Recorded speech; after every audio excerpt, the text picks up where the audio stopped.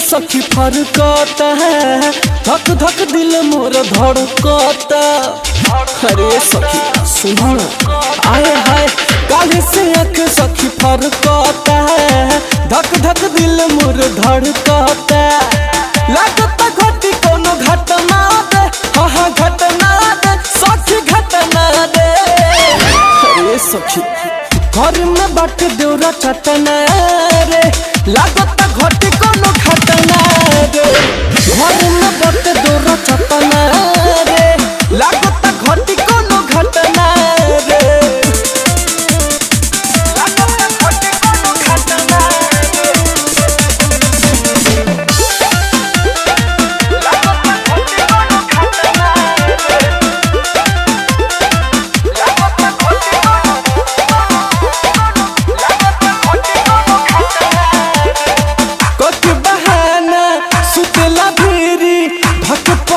कहे भौजी जय बुगिरी, परेशान को दिल बहू पकी बहाना सुतेला भीरी, भट पकड़ कहे भौजी जय बुगिरी।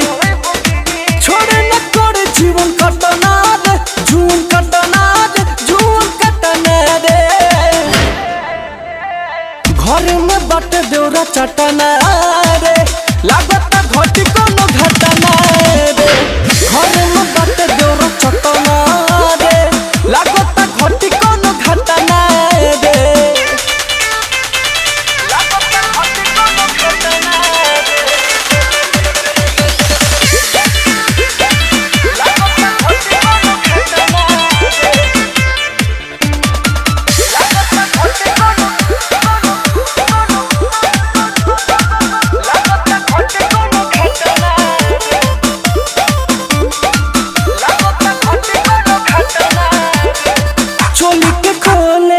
कुछ न बोले, धके डोलावे कहे जो बनाई डोले।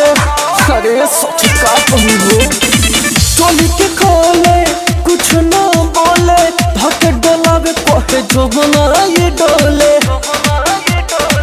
धीरज धोनी बड़े पटना रे, कहाँ पटना रे, रे पटना रे।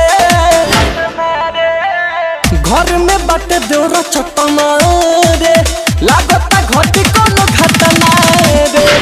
घर में बट देवरा चटना रे, लागता घटी कोनो घटना रे। काहे से आँख सखी फरकता है, धक धक दिल मोर धड़कता। लागता घटी कोनो घटना दे, हाँ घटना दे सखी घटना दे। अरे सखी घर में बाट देवरा चटना रे, लागता घटी कोनो